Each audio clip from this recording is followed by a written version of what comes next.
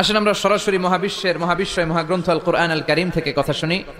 আমি আপনাদের খেদমতে আমার খুতবার শুরুতে সূরাতু আল মুলকের একটি আয়াত তেলাওয়াত করেছি। এই আয়াতের আলোকে এই সূরাটিতে আল্লাহ তাআলা আমাদেরকে কি শিখাতে চাইলেন, জানাতে চাইলেন, কি মেসেজ দিতে চাইলেন, এগুলো আমরা নেওয়ার চেষ্টা করব এবং নিয়ে আমরা যেন খেয়াল রাখতে পারি মাহফিলগুলো যেন শুধু শো ডাউন আর শো অফ না হয়। যেটাই শুনি কোরআনের যেখান থেকেই শুনেন বরকত আছে না নাই?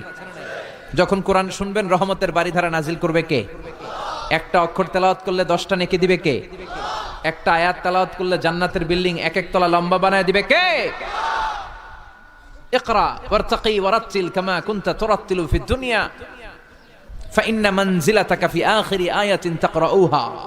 এক একটা আয়াত পড়ো আর জান্নাতের বিল্ডিং এক এক তলা করে লম্বা করো। বড় বিল্ডিং হচ্ছে বুর্জ আল খলিফা, এটার কত লম্বা? খুব সম্ভবত 163 তলা লম্বা। আর দুনিয়াতে যারা কোরআন পড়ে আপনারা জান্নাতে হাজির হবেন, আপনাদের বিল্ডিং গুলো হবে কয়েক কোটি তলা লম্বা। যত আয়াত পড়ছেন তত আয়াত লম্বা। সারা জীবনে যদি 2 লক্ষ আয়াত পড়া হয়ে থাকে আপনার জান্নাতের বিল্ডিং হবে 2 লক্ষ তলা। আল্লাহ বলবেন পড় আর বিল্ডিং লম্বা কর। কি রহমতের কোরআন! পড়লে সওয়াব, ধরলে সওয়াব, শুনলে সওয়াব, তেলাওয়াত করলেও সওয়াব। এজন্য এই কিতাবটার সাথে যেন আমরা সম্পর্ক বাড়াই। Attachment, how to increase the attachment with the holy Quran. কোরআনের সাথে আমাদের সম্পর্ক আমরা কিভাবে বাড়াতে পারি? প্রতিদিন তেলাওয়াত করতে হবে, আবৃত্তি করা জানতে হবে সহি শুদ্ধভাবে। মুসলমানদের অবস্থা এমন হয়েছে, বিশ্বের সবচাইতে নন্দিত এই কিতাবটা একটু তেলাওয়াত করবার সময়টুকু আমাদের হয় না। ব্যস্ত, we are leading very super busy life. খুব ব্যস্ত আমরা, কোরআন পড়ার সময় নাই। প্রতিদিন যেন একটু তেলাওয়াত করি।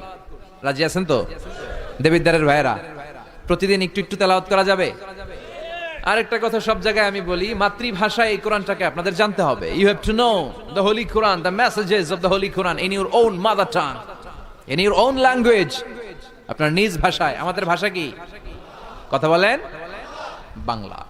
এই বাংলা ভাষায় যেন আমরা কোরআন পড়ি, কোরআন শিখি।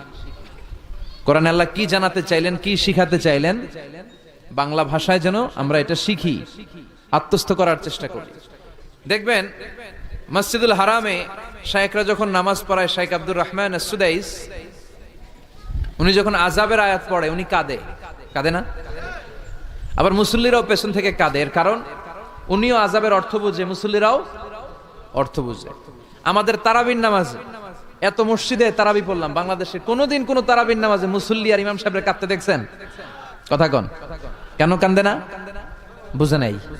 কোন দিক দিয়ে আযাব গেল, কোন দিক দিয়ে গজব গেল, কোন দিক দিয়ে জাহান্নাম গেল, কোন দিক দিয়ে ফেরাউন আসলো, কোন দিক দিয়ে ইউসুফ জুলেখার কাহিনী গেল, একটাও বোঝা যায়?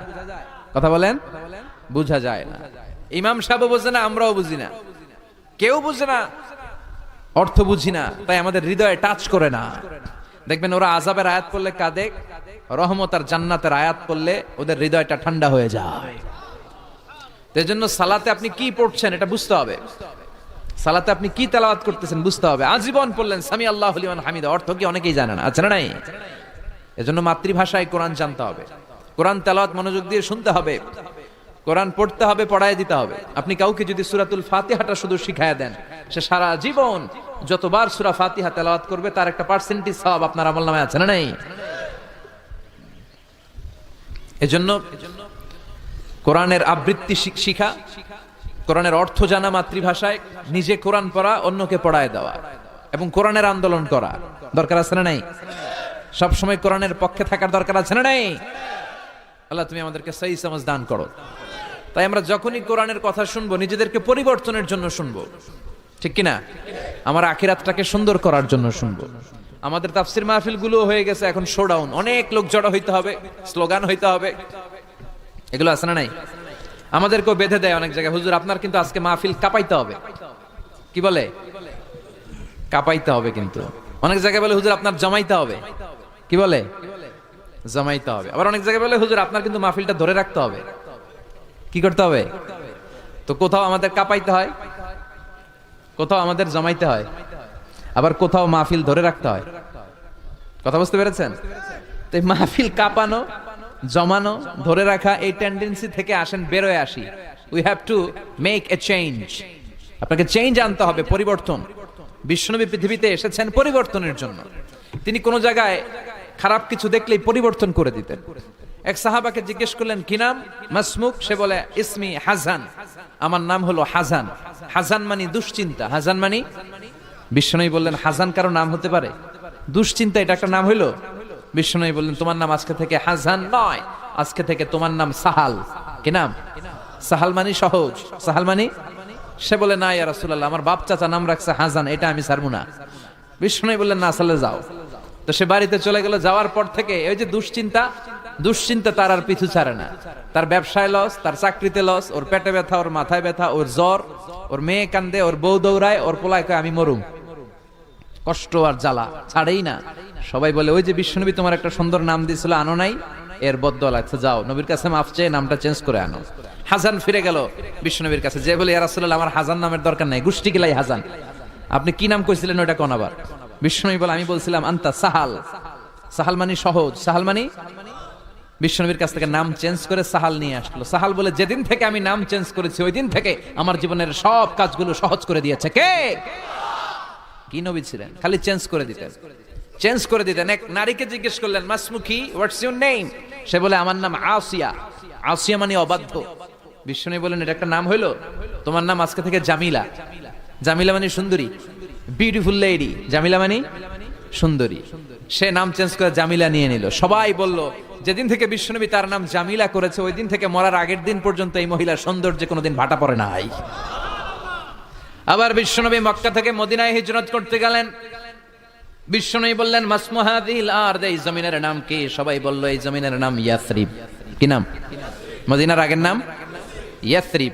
ইয়াসরিব মানে to take revenge from someone, কারো থেকে প্রতিশোধ নেয়া।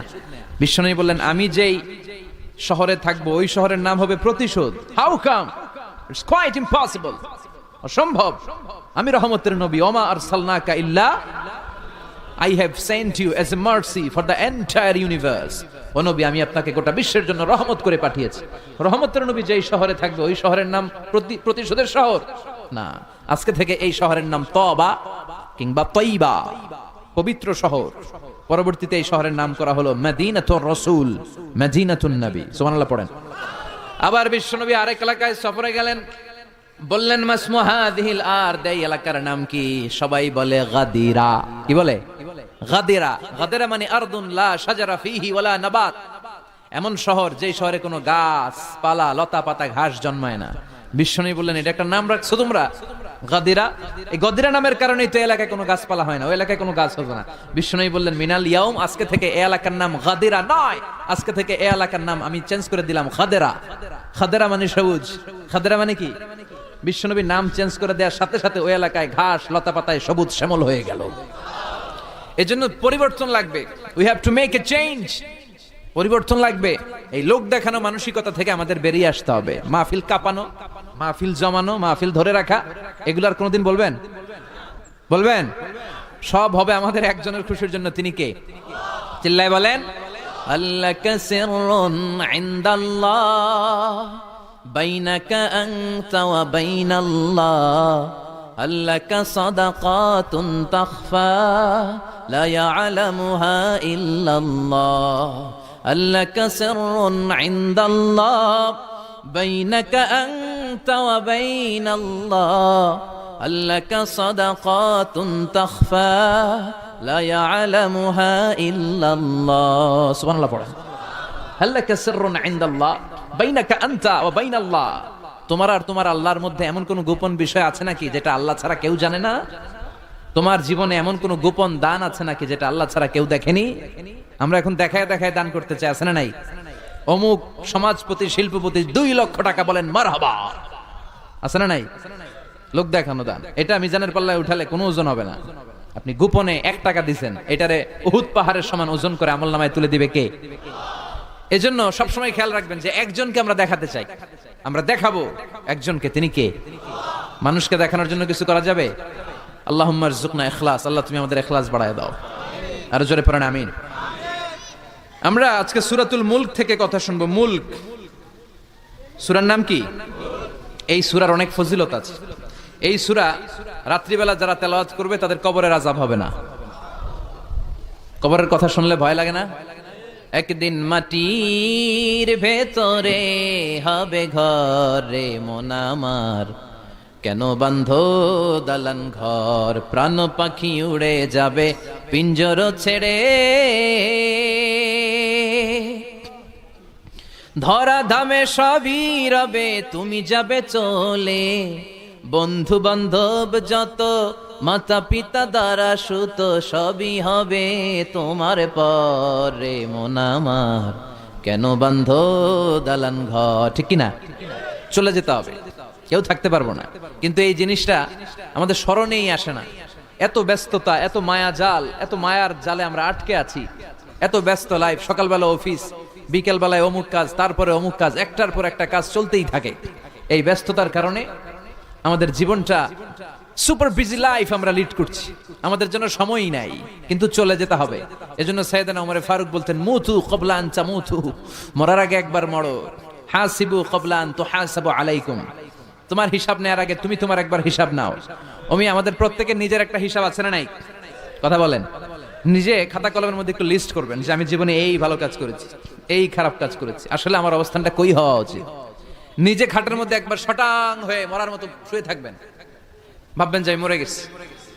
ভাবেন না কি হবে? ছেলেমেয়েরা কান্না করবে, আত্মীয় স্বজন কান্না করবে, মাইকে অ্যানাউন্সমেন্ট হবে, অমুক এলাকার অমুক ভাই আমাদের মাঝে দুনিয়ায় নাই। বিশাল দেবিদ্বারের ময়দানে আপনার জানাজা হবে, খাটিয়াতে করে নিয়ে যাওয়া হবে। শুয়ে শুয়ে ভাববেন, আগে থেকে খুদে রাখা কবরে আপনাকে ফেলে বাঁশ দিয়ে উপরে মাটি চাপা দিয়ে চলে আসবে। অন্ধকার, শুধু অন্ধকার। এই অন্ধকার যেন শেষ হতে চায় না। This is the nature of life. এই তো জীবন। কথা বলেন ঠিক কিনা? এগুলো ভাবার দরকার আছে না নাই? বিশ্বনবী বলেন এই সূরাটা এমন সূরা, মানিআতুন মিন আযাবিল কবর। এই সূরা মুলক যারা তেলাওয়াত করবে তাদের কবরে কোনো আযাব হবে। আজকে থেকে সূরাতুল মুলকের তেলাওয়াত করা যাবে? পারা যাবে? পারা যাবে? আসেন না নিজেদেরকে একটু পরিবর্তন করি, আসেন না নিজেদের আমলের ঝুলিতে আরো কিছু বাড়াই, নিজেদের আমলগুলোকে সুন্দর করি, নিজেদেরকে আরেকটু পরিচ্ছন্ন করি। প্রতিদিন রাতে সূরাতুল মুলক তেলাওয়াত করবেন ইনশাআল্লাহ। কইতে পারলেন না? 2 নম্বর ফজিলত, শাফাআত লি সাহিবিহা। এই সূরা যারা তেলাওয়াত করবে, এই সূরা তেলাওয়াতকারীর জন্য আল্লাহর কাছে সুপারিশ করবে। 3 নম্বর ফজিলত, খাসামাত আন সাহিবিহা। এই সূরাটা কিয়ামতের দিন এই সূরার তেলাওয়াতকারীর পক্ষে আল্লাহর সাথে তর্ক করবে, ডিবেট করবে। কতক্ষণ? হাত্তা আদখালাহুল্লাহুল জান্নাহ, যতক্ষণ আল্লাহ তাআলা এই লোকটাকে জান্নাতি বলে ঘোষণা না দেয়। আল্লাহ যতক্ষণ অ্যানাউন্স করবে he is from paradise, he will enter the paradise, আমার এই বান্দা জান্নাতে ঢুকবে, এই সার্টিফিকেট দেওয়ার আগ পর্যন্ত এই সূরা সামনে দাঁড়ায় আল্লাহর সাথে তর্ক করতেই থাকবে। আবার বিশ্বনবী বলেন, মান ক্বারা বিহা ফি লাইলাতিন ফাকাদ আকসারা ওয়া আতাবা। রাত্রি বেলায় যেই ব্যক্তি এই সূরাটা তেলাওয়াত করবে তার রাত্রিটারে বরকতময় করে দিবে কে? এজন্য বিশ্বনবী বলতেন, আমি চাই আমার প্রতিটা উম্মতের হৃদয়ে এই সূরাটা গাথা থাক। আমার নবী চাইতেন আমাদের অন্তরে যেন এই সূরাটা মুখস্থ থাকে। আমরা চাই না? 30টা মাত্র আয়াত। কয় আয়াত? সবাই বলেন কয় আয়াত? প্রতিদিন এক আয়াত মুখস্থ করলে আমাদের পুরো সূরাটা মুখস্থ করতে লাগবে কয়দিন? 30 দিন। 1 মাসের চেষ্টায় সূরাটা মুখস্থ করা যাবে না? দেবিদ্বারের ভাইরা করা যাবে? আওয়াজ করে পড়েন ইনশাআল্লাহ। এই সূরার মাহাত্ম্য হচ্ছে, এই সূরা আপনার দৃষ্টিভঙ্গিকে চেঞ্জ করবে, আপনার চিন্তার জগতে আন্দোলন তৈরি করবে, আপনার চোখকে খুলে দিবে, আপনার ঘুমন্ত বিবেককে জাগিয়ে দিবে। বিশেষ করে যারা স্রষ্টা নিয়ে সন্দেহে থাকে তাদের জন্য এটার ভিতরে ডোজ আছে, মেডিসিন আছে।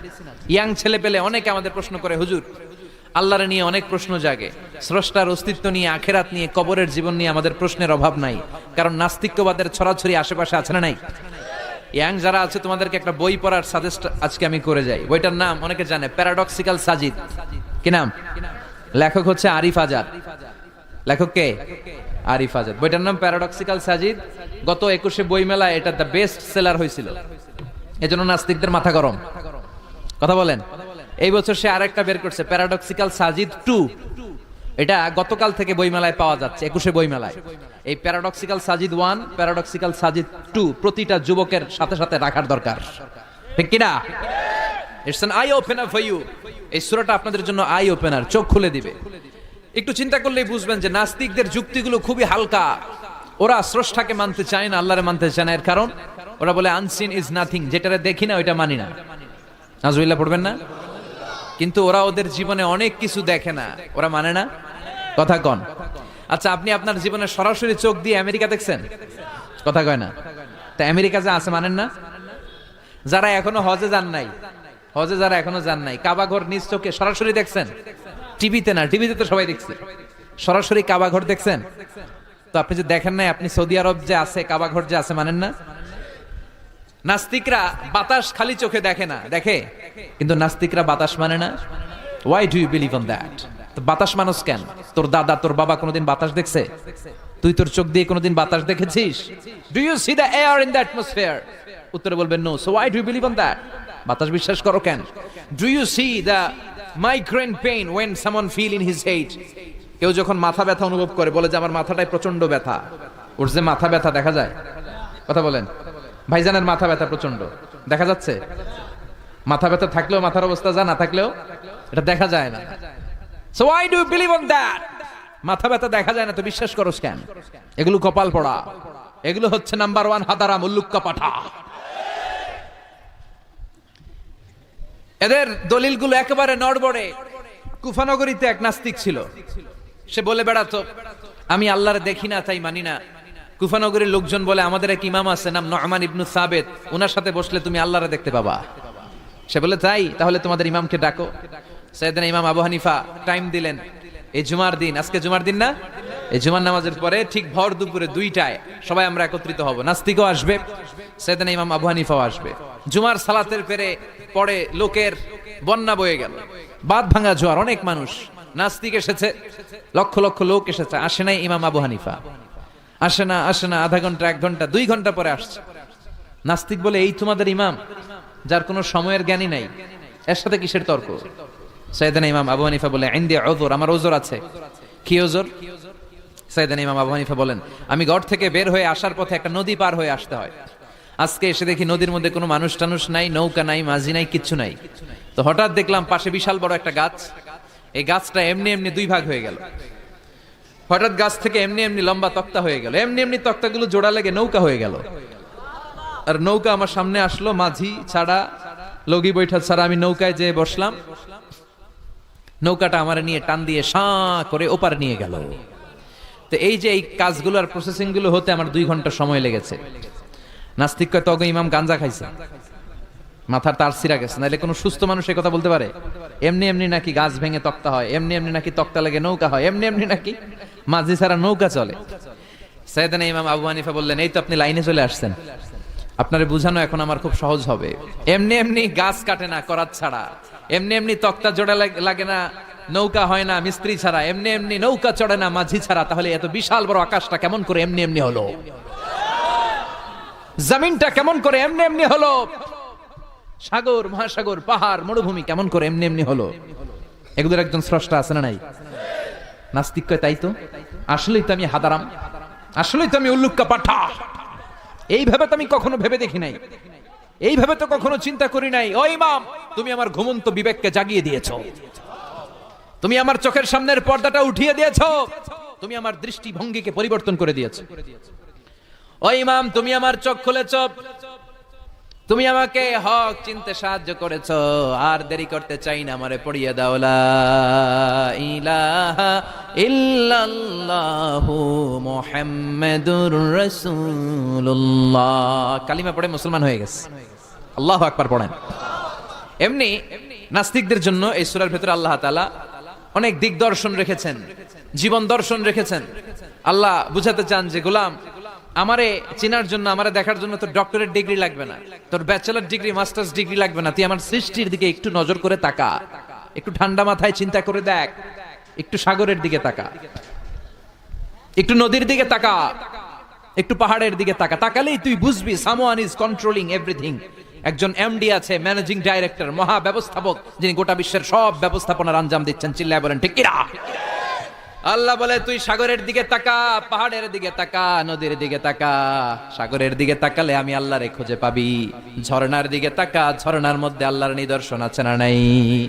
ঝর্ণা ঝর্ণা ঝর্ণা রে, বলনা বলনা বলনা রে, কার বিরহে পাগল পাড়া তুই, কার মিলনে ফুল ফসলে ভরারে তোর দুকুল ভই কার মিলনে ফুল ফসলে, ভরারে তোর দুকুল ভই ঝরনা ঝরনা ঝরনা রে, বলনা বলনা বলনা রে কার বিরহে পাগল পাড়া তুই। সুবহানাল্লাহ পড়েন। ঝরনা দেখছেন কোনদিন? হড়ে হড়ে দেখছেন? সিলেটে মাধবকুণ্ড জলপ্রপাত, আর কোথায়? সীতাকুণ্ড, আর কোথায়? রাঙ্গামাটি, আর শ্রীমঙ্গল। ঝর্ণা আছে না? এই ঝর্ণার দিকে তাকাবেন, ঝর্ণার ঝরঝর শব্দের আওয়াজগুলো বুঝার চেষ্টা করবেন, দেখবেন ঝর্ণা আপনাকে বলে দিবে যে আমার স্রষ্টা কে। আল্লাহর সৃষ্টির দিকে তাকালে আল্লাহরে পাওয়ার সুযোগ আছে না নাই? এই তথ্যগুলো, এই উপাত্তগুলো, এই মেসেজ আর ইনফরমেশন গুলো আল্লাহ তাআলা এই সূরার ভিতরে ভরে দিয়েছে। শুনতে রাজি আছেন? আওয়াজ করে বলেন তো সূরার নাম, আরো জোরে সবাই বলেন কি নাম? মুলক। মুলক মানে কি? মুলক মানে রাজত্ব, মুলক মানে ক্ষমতা, মুলক মানে পাওয়ার, মুলক মানে কিংডম, মুলক মানে সভরেইনটি, মুলক মানে অথরিটি কার? এজন্য রাব্বুল আলামিন বলেন তাবারাকাল্লাযী বিয়াদিহিল মুলকু ওয়া হুয়া আলা কুল্লি শাইইন কাদির। সুমহান সেই সত্তা যার হাতে ক্ষমতা আর তিনি সকল কিছুই করতে ক্ষমতাবান, সবকিছুর উপর কর্তৃত্বশীল। চিল্লায় বলেন ঠিক কিনা? তাবারাকাল্লাযী সুমহান তিনি, বিয়াদিহিল মুলক যার হাতে ক্ষমতা। ক্ষমতা কার হাতে? নাকি প্রধানমন্ত্রীর হাতে, র্যাবের হাতে, পুলিশের হাতে, আমনেগো হাতে? আপনারা তো কোন ক্ষমতা সব আমগো হাতে। সকল ক্ষমতার উৎস কে? সকল ক্ষমতার উৎস আল্লাহ, কিন্তু আমরা বলে থাকি সকল ক্ষমতার উৎস জনগণ। এটা যুক্তিতে ঠিক না। কি ক্ষমতা আছে আমাদের? কি ক্ষমতা আছে? কোনো ক্ষমতা নাই। মানুষকে আল্লাহ তেমন কোনো ক্ষমতাই দেয় নাই, যেটা দিছে এটার ক্ষমতা বলা যায় না। চিল্লায় বলেন ঠিক। আসল ক্ষমতার মালিক হলেন আল্লাহ। আমাদেরকে তো আল্লাহ দুর্বল করে বানিয়েছেন, ওয়া খলিকাল ইনসানু দাঈফা। আমাদেরকে দুর্বল করে তৈরি করেছে কে? শুধু আমরাই দুর্বল না, আমি দুর্বল, আমার বাপ দুর্বল, আমার দাদা দুর্বল, আমার 14 গোষ্ঠী দুর্বল। আমরা দুর্বলের ঘরের, চিল্লায় বলেন দুর্বলের ঘরের। সেই দুর্বলের ঘরের দুর্বল কয় আমরা সব ক্ষমতার উৎস। কি ক্ষমতা আছে আমার? আজকে মাহফিলের প্যান্ডেলের পেছন থেকে বলে, কেউ যদি বলে ওঠে হুজুর সাপ, কি বলে? সব দৌড়।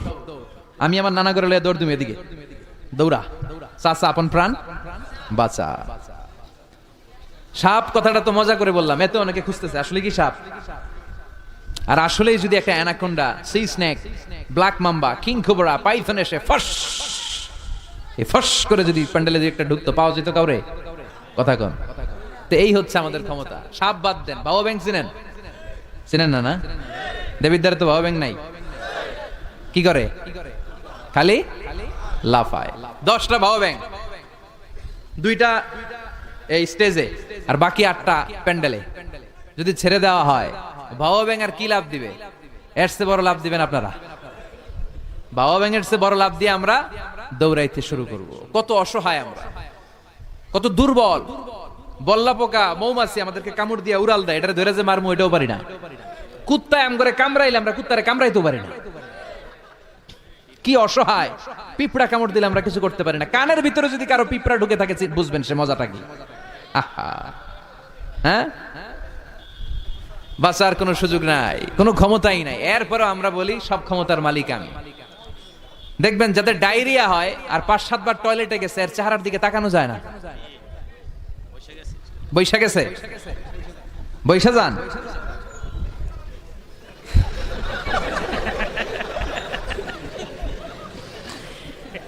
তো এই হইলো আমাদের অবস্থা। 5-6 বার টয়লেটে গেলে আর ওর দইরা দাঁড় করানো যায় না। কাই মরে যাইও, আরে সবাই মাফ করে দেন, আই আর হাইতেন না, আমি পারবো না, আমার মাফ করে দেন। পারবি না কেন? তুই না ক্ষমতার উৎস। কথা কন। আসলে আমাদের কোনো ক্ষমতা নাই, আমরা দুর্বল। আসল ক্ষমতার মালিক একজন, চিল্লায় বলতে হবে তিনি কে। আমরা যে কত দুর্বল।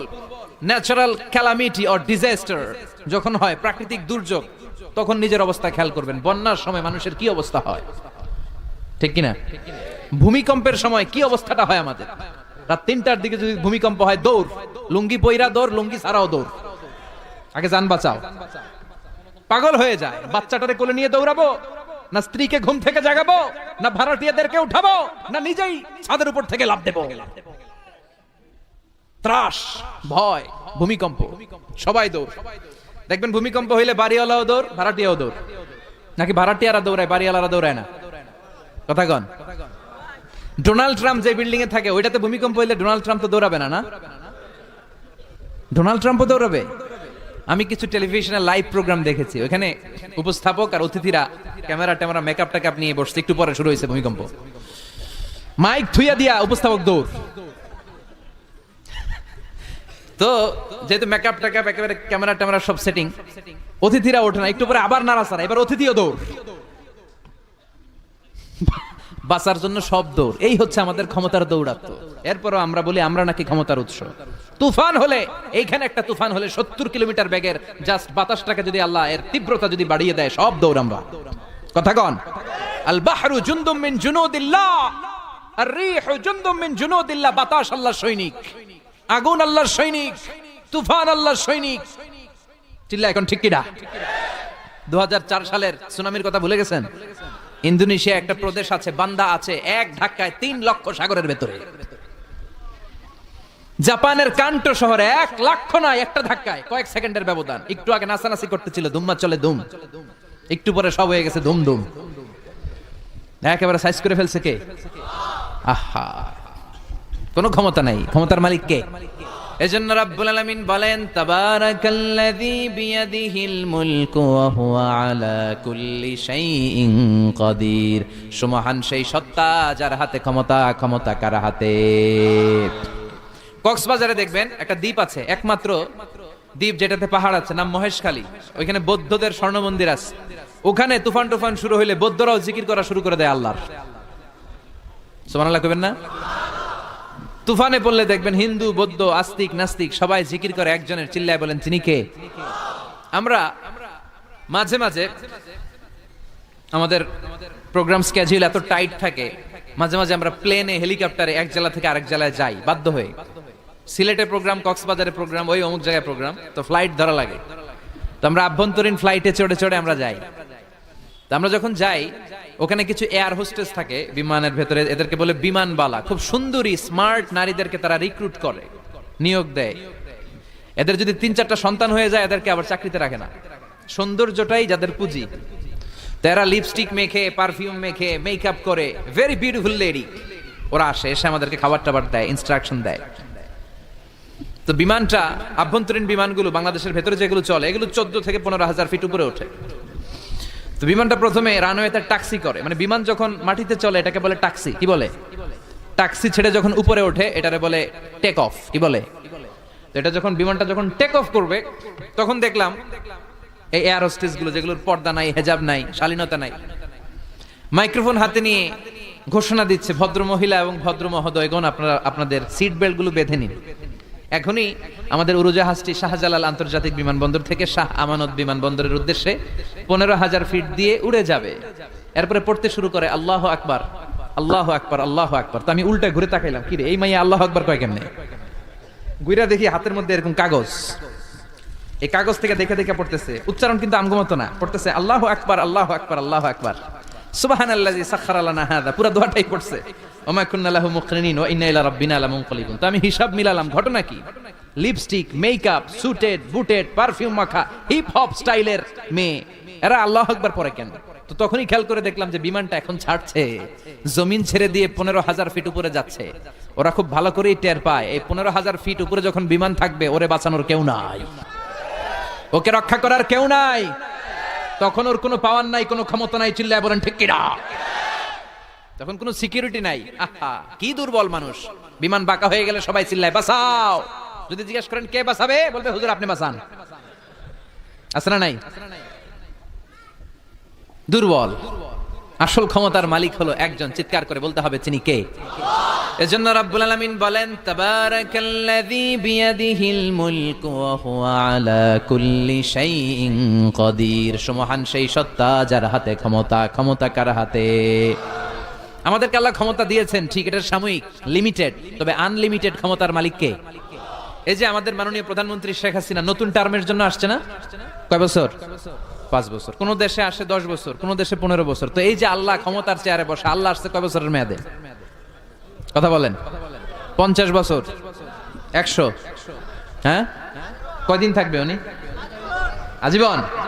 রব্বুল আলামিন বলেন হুয়াল আউয়ালু ওয়াল আখিরু ওয়াল যাহিরু ওয়াল বাতিন ওয়া হুয়া বিকুল্লি শাইইন আলিম। আল্লাহ বলে আমি প্রথম, আমার আগে কেউ নাই, ঠিক কি না? ওয়াল আউয়ালু ওয়াল আখির, আমি শেষ, আমার পরে কেউ নাই। আমি প্রকাশ্য, আমি গোপন, সূচনাহীন, অতীতকাল থেকে আমি আল্লাহ ক্ষমতার চেয়ারে বসা, সীমাহীন, ভবিষ্যৎহীন, শেষহীন, ভবিষ্যৎ পর্যন্ত ক্ষমতার চেয়ারে বসে থাকবে কে? আল্লাহ বললেন আমি প্রথম, আমি শেষ। প্রথমে কে? চিল্লায় বলেন, প্রথমে কে? শেষে কে? প্রথমে আল্লাহ আল্লাহ, শেষে ও আল্লাহ আল্লাহ, আকাশে আল্লাহ আল্লাহ, জমিনে আল্লাহ আল্লাহ। সবাই পড়েন, প্রথমে আল্লাহ আল্লাহ, শেষে ও আল্লাহ আল্লাহ, আকাশে আল্লাহ আল্লাহ, জমিনে আল্লাহ আল্লাহ। নিখিল জাহান গায়ে গুণগান তার নামে গায়, আমরাও গাহি তাআলা হামদে বারি তাআলা, হামদে বারি তাআলা, হামদে বারি তাআলা। সুবহানাল্লাহ পড়েন। তিনি প্রথম, তিনি শেষ, তিনি চিরকাল ক্ষমতার চেয়ারে বসে থাকবেন। চিল্লায় বলেন ঠিক কিনা? আবার পৃথিবীতে অনেক দেশে দেখবেন ডেমোক্রেটিক সিস্টেমে ক্ষমতায় আসে, মানে ভোটে জিতে, যেমন আমাদের দেশ। তো আল্লাহ তো ভোটে জিতে আসছে না? আল্লাহ ভোটে জিতে আসছে। অনেক দেশে মোনার্কি সিস্টেম, মানে রাজতন্ত্র, রাজার পোলা রাজা। আল্লাহর বাপ ছিল রাজা, এই জন্য আল্লাহও রাজা। এরকম আল্লাহ চিরকাল, আজীবনের মেয়াদ নিয়ে তিনি ক্ষমতার চেয়ারে বসা। চিৎকার করে বলেন ঠিক কিনা? আবার পৃথিবীর অনেক দেশে দেখা যায় আন্দোলন করে সরকারকে ক্ষমতার চেয়ার থেকে নামানো যায় কি যায় না? পৃথিবীতে এরকম হয়েছে না অনেক জায়গায়? আন্দোলনের ঠেলায় সরকার কয় আমি নাই। আবার মাঝে মাঝে মিলিটারি কু হয়, সেনা বিদ্রোহ, জানেন না আপনারা? তা আমরা পৃথিবীর 700 কোটি মানুষ সবাই মিলে যদি আল্লাহর বিরুদ্ধে আন্দোলনে নেমে যায়, তাইলেই তো আল্লাহর ক্ষমতা শেষ। যাবে না? 700 কোটি মানুষ মিলেও পারা যাবে না। আচ্ছা, জিন জাতি যদি বলে ও মানুষেরা তোদের সাথে আমরাও আছি, মানুষ জিন ভাই ভাই, আল্লাহর আর রক্ষা নাই, আল্লাহর গদি শেষ। আচ্ছা, ফেরেশতারাও যদি বলে ও মানুষ ও জিনেরা তোগুলোকে আমরাও আছি, 3 দলীয় মহাজোট, আল্লাহর চেয়ার উল্টে যাবে নাকি? কথা বলেন। আল্লাহ বলেন ওয়ালাম ইয়াকুল্লাহু শারীকুম ফিল মুলক, আমার ক্ষমতায় কোনো পার্টনার নাই। কুলিল্লাহুম্মা মালিকাল মুলক, আমি ক্ষমতার মালিক, এই ক্ষমতা কেউ ছিনায় নিতে পারবে না। গোটা বিশ্বের সবাই মিলে যদি আমার বিরুদ্ধে আন্দোলন করিস, আমার ক্ষমতার 1 ইঞ্চিও কমবে না। চিল্লায় বলেন ঠিক কি না? সে আল্লাহ বললেন তাবারাকাল্লাযী বিয়াদিহিল মুলকু ওয়া হুয়া আলা কুল্লি শাইইন কাদির। সুমহান সেই সত্তা যার হাতে ক্ষমতা, ক্ষমতা কার হাতে? ওয়া হুয়া আলা কুল্লি শাইইন কাদির, তিনি সব বিষয়ে ক্ষমতাবান। ফাআলুল লিমা ইউরিদ, যা চান তিনি তাই করতে পারেন। তিনি কে? তিনি পাহাড়কে দরিয়া করতে পারেন, দরিয়াকে পাহাড় করতে পারেন, ধনীরে গরিব বানাতে পারেন, গরিবরে ধনী বানাতে পারেন, সম্মানিতকে অপমানিত করতে পারেন, অপমানিতকে সম্মানিত করতে পারেন। চিৎকার করে বলেন ঠিক কি না? তিনি ক্ষমতার মালিক। সকল ক্ষমতার উৎস হচ্ছেন তিনি। সকল ক্ষমতার উৎস আমরা জনগণ। আর কোনদিন বলবেন? দেবিদ্বারের ভাইরা, তাহলে চিল্লায় বলেন তো সকল ক্ষমতার উৎস কে? আল্লাহ সকল ক্ষমতার উৎস। এর কিছু দূর পরে আল্লাহ বলেন ওয়ালাকাদ যায়্যানাস সামাআদ দুনিয়া বিমাসাবিহা ওয়া জাআলনাহা রুজুমান লিশ-শায়াতিন। আমি প্রথম আকাশের মহাশূন্যটাকে আলো দিয়ে, তারা দিয়ে সুশোভিত করেছি। আবার এই তারা দিয়ে আমি জিনদেরকে আঘাত আর প্রহারের ব্যবস্থাও করেছি। সুবহানাল্লাহ পড়েন। অনেক লম্বা কথা, আমি সংক্ষেপে মেসেজগুলো আপনাদের কাছে পৌঁছে দেই। আল্লাহ বলেন আমি প্রথম আকাশের মহাশূন্যটাকে তারা দিয়ে সাজিয়েছি। I have beautified the closer sky with light, candle and stars. মাথা উপরের দিকে তুললে আমরা যেটা দেখি এটা কি? আসলে এটা আকাশ না, এটা মহাশূন্য। এটা কি? আকাশ অনেক উপরে, আমরা খালি চোখে যা দেখি এটা প্রথম আকাশের মহাশূন্য। এই প্রথম আকাশের মহাশূন্যের অনেক উপরে প্রথম আকাশ, তারপরে দ্বিতীয় আকাশের মহাশূন্য, তারপরে দ্বিতীয় আকাশ, তারপরে তৃতীয় আকাশের মহাশূন্য, তারপরে তৃতীয় আকাশ। একটার চেয়ে আরেকটা বড়। সুবহানাল্লাহ পড়েন। কত বড়? আপনার এই হাতের আংটিটা, সাহারা মরুভূমির নাম শুনছেন? পৃথিবীর সবচেয়ে ছোট মরুভূমি, তাই না? তাইলে বড়। এই বিশাল সাহারা মরুভূমিতে যদি আপনার এই হাতের আংটিটা আপনি ছুঁড়ে ফেলে দেন, এই সাহারা মরুভূমির তুলনায় আপনার আংটি যত ছোট, আল্লাহর দ্বিতীয় আকাশের তুলনায় আল্লাহর প্রথম আকাশটা ঠিক তত ছোট। একটার চেয়ে একটা বড়, একটার চেয়ে একটা বড়। আর আমরা মনে করি কত বিশাল জায়গা নিয়ে আমরা বসে আছি। এই যে দেবিদ্বার প্রপারের আজকের এই প্যান্ডেলের এই পরিবেশটা অনেক বড় মনে হচ্ছে না তাকালে? পুরো দেবিদ্বারের তুলনায় এই প্যান্ডেলটা কত ছোট কল্পনা করা যায়? দেবিদ্বার হচ্ছে কুমিল্লার 16টা থানার একটা, তাই না, থানা। কুমিল্লা হচ্ছে বাংলাদেশের 64 জেলার একটা। এরকম 64টা জেলা মিলে আমাদের সুজলা সুফলা শস্য শ্যামলা ডিজিটাল বাংলাদেশ। এই বাংলাদেশ হচ্ছে পৃথিবীর সবচাইতে বড় দেশ। কি বড় না? কত ছোট জানেন? মানচিত্রের মধ্যে বাংলাদেশ এটা লেখার জায়গা পাওয়া যায় না। বাংলা BANG পরে ইন্ডিয়ার উপরে, মাঝখানে LA, পরে বাংলাদেশের উপরে আবার DESH পরে আবার ইন্ডিয়ার উপরে। বাংলাদেশ কথাটা লেখার জায়গাও বাংলাদেশের উপরে নাই। কত ছোট! পাশের ইন্ডিয়ায় 25 গুণ বড়, Canada, United states of America প্রায় 100 গুণ বড়, রাশিয়া নামে একটা দেশ আছে প্রায় কয়েকশো গুণ বড়। এরকম 200টা দেশ মিলে আমাদের এই পৃথিবী। এই 200টা দেশ মিলে পৃথিবীর মাত্র 30 ভাগ, বাকি 70 ভাগ হচ্ছে শুধু পানি। সুবহানাল্লাহ কইবেন না? তাহলে পুরো পৃথিবীর তুলনায় দেবিদ্বারের এই প্যান্ডেলটা কত ছোট, কত ক্ষুদ্র আমি, কত তুচ্ছ আমি, কত নগণ্য আমি, চিন্তা করতে পারেন? আচ্ছা, এত বড় মনে হইলো এই পৃথিবীটা, এই পৃথিবীটাকে এত বড় মনে হচ্ছে আমাদের, কিন্তু এই যে দ্বীপ প্রহরের জলজলে সূর্যটা দেখা যায়, এই সূর্যটা এই বিশাল পৃথিবীর চেয়ে 13 লক্ষ গুণ বড়। 9 কোটি 30 লক্ষ মাইল দূরে 8 মিনিট 18 সেকেন্ড সময় নিয়ে আলোটা আসে। তাহলে এতক্ষণকার আলোচনা পর্যন্ত মনে হচ্ছে সূর্যই মনে হয় অনেক বড়। সূর্য হচ্ছে একটা স্টার, তারা। সূর্যের পরে পৃথিবীর সবচেয়ে কাছের তারার নাম প্রক্সিমা সেন্ট্রাই, তারপরে একটা Alpha Centauri A, Alpha Centauri B, যেতে যেতে ইটা ক্যারিনা, ব্যাটেলজিউস, এরকম অনেকগুলো আছে, আপনারা গুগল করলে পাবেন এগুলো। এই যে ব্যাটেলজিউস তারা, যেই সূর্য পৃথিবীর চেয়ে 13 লক্ষ গুণ বড়, ওই ব্যাটেলজিউস তারাটা আবার সূর্যের চেয়ে 33 কোটি গুণ বড়। তাহলে এতক্ষণ পর্যন্ত বোঝা যাচ্ছে ব্যাটেলজিউসই মনে হয় বড় না। ব্যাটেলজিউস এত ক্ষুদ্র তারা, এটার কোনো নাম নিশানাই নাই অন্য তারকার সামনে। চিল্লায় কোন আল্লাহু আকবার। এরকম লক্ষ লক্ষ অযুত লক্ষ নিযুত কোটি মিলিয়ন বিলিয়ন ট্রিলিয়ন জিলিয়ন ফিলিয়ন অক্ট্রিলিয়ন তারা নিয়ে আমাদের গ্যালাক্সি গঠিত। আমাদের এই গ্যালাক্সির নাম মিল্কি ওয়ে। কি নাম? আমাদের গ্যালাক্সির পরে সবচেয়ে কাছের গ্যালাক্সির নাম অ্যান্ড্রোমেডা। আমাদের গ্যালাক্সি থেকে অ্যান্ড্রোমেডায় পৌঁছতে আলোর গতিতে কেউ যদি পৌঁছতে যায় তাহলে 2.5 মিলিয়ন লাইট ইয়ার সময় লেগে যাবে। 2.5 million light year. Light year মানে আলোকবর্ষ। আলোকবর্ষ বললাম এজন্য, মানে আলোর গতিতে যদি আপনি ছোটেন, এই পৃথিবীতে আবিষ্কৃত সবচেয়ে দ্রুত গতি সম্পন্ন যে উপাদানটা পাওয়া গিয়েছে সেটার নাম লাইট, মানে আলো। সেটা কি? এই আলো 1 সেকেন্ডে ছুটে 1,86,000 মাইল বেগে। সুবহানাল্লাহ। বাড়িতে গিয়া 1 সেকেন্ডে 1 লক্ষ, 1 ঘন্টায় না কিন্তু, 1 মিনিটেও না, আরে 1 সেকেন্ড কই দিতে 2 সেকেন্ড লাগে মিয়া, কথা কন। সেই 1 সেকেন্ডে নাকি আলো ছুটলে 1,86,000 মাইল চলে যায়। তো আলোর গতিতে গতি সম্পন্ন কোন রকেট, যেই রকেট আলোর গতিতে ছুটবে, এরকম কোন রকেট যদি আপনারা বানাতে পারেন, তাহলে আমাদের গ্যালাক্সি থেকে, আমাদের মিল্কি ওয়ে থেকে আমাদের সবচেয়ে কাছের গ্যালাক্সি অ্যান্ড্রোমেডাতে পৌঁছতে আপনার 25 লক্ষ বছর লেগে যাবে। চিল্লায় পড়েন না আল্লাহু আকবার। এই প্রথম আকাশের মহাশূন্যটাকে এরকম তারা দিয়ে সুশোভিত করে দিয়েছে কে? রাতের বেলা তারার মেলা যদি আপনি তাকান অবাক হবেন। এখন তো তারার সৌন্দর্য দেখা যায় না লাইটিং ফাইটিং এর কারণে। আগে যখন গ্রামে আসতাম দেখতাম কি সুন্দর তারা, সুন্দর সুন্দর তারা আছে। সবচেয়ে উজ্জ্বল একটা তারা আছে, এটার নাম ধ্রুব তারা। কি তারা? ধ্রুব তারা। একটা আছে শুক তারা। 60টা তারার একটা চ্যানেল আছে, এটার বলে সপ্তর্ষি মণ্ডল। অনেকে রাতের তারাটা চিনে না। আগের নাবিকরা আকাশের তারা দেখে পথ চলতো। সুবহানাল্লাহ পড়েন। এই তারকারাজি দিয়ে প্রথম আকাশের মহাশূন্যটাকে সাজিয়ে দিয়েছে কে? এরপরে সূরার প্রথম রুকুর শেষে আল্লাহ বললেন ওয়াসিররু قولكم أو اجهروا به إنه عليم بذات الصدور ألا يعلم من خلق وهو اللطيف الخبير আল্লাহ বলেন তুমি গোপনে কিছু বলো কিংবা প্রকাশ্যে বলো, তুমি যাই বলো না কেন কথাগুলো শুনে কে? আপনি আওয়াজ করে, এই যে আওয়াজ করে আমরা কথা বলতেছি, শুনে কে? আওয়াজ বন্ধ করে মনে মনে ভাবতেছি, ওইটা মনে আল্লাহ শুনে না? কথা বলেন। 7 আকাশের উপরে আল্লাহর আরশ, ওই আরশের উপরে আল্লাহর অবস্থান। 7 জমিনের নিচেও যদি কোনো পিঁপড়া নীরবে নিঃশব্দে হেঁটে যায়, আল্লাহ বলে এত উপর থেকে আমি ওই পিঁপড়ার হেঁটে চলার পায়ের আওয়াজটাও শুনতে পাই। কেউ যেটা শুনে না, শুনে কে?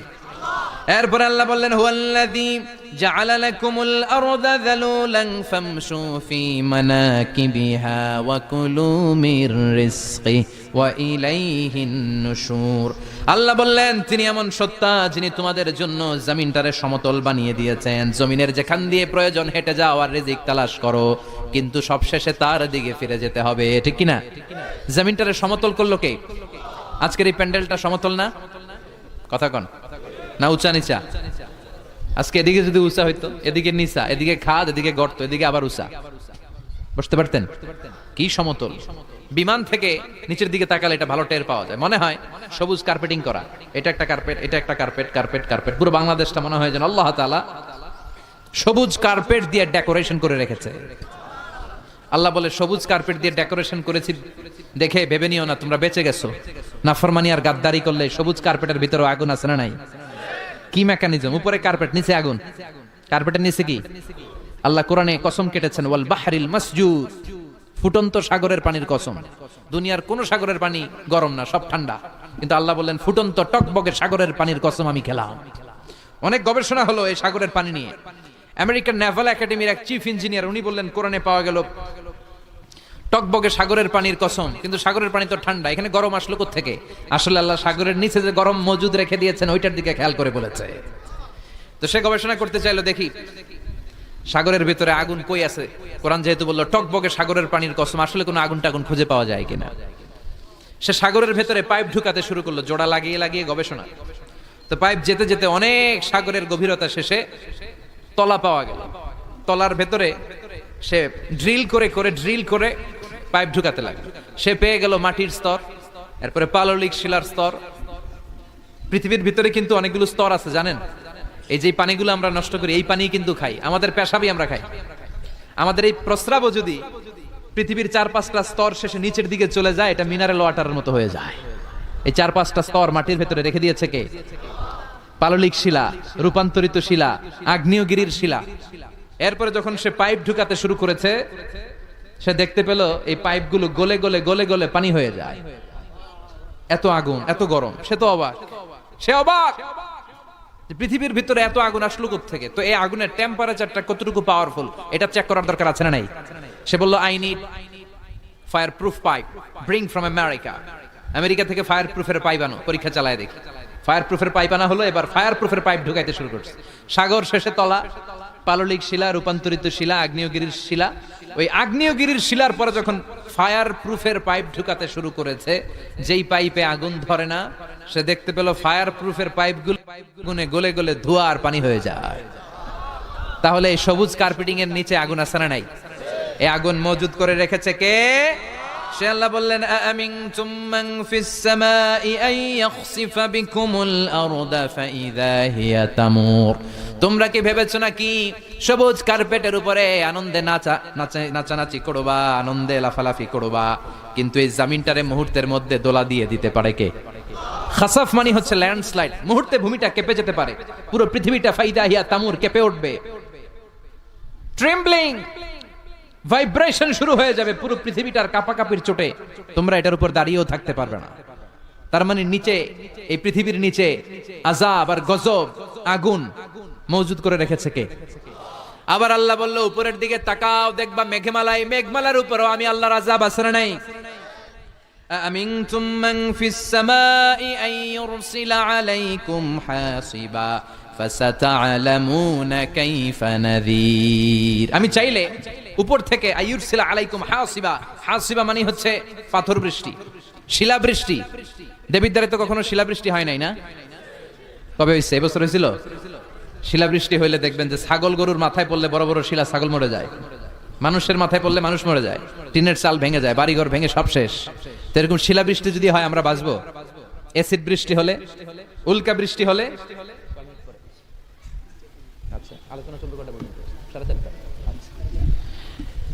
উল্কা বৃষ্টি, পৃথিবীর সবচাইতে বড় সাইজের উল্কাটা পড়েছিল দক্ষিণ আফ্রিকার হোবা সিটিতে। ওটার ওজন ছিল 60 মেট্রিক টন।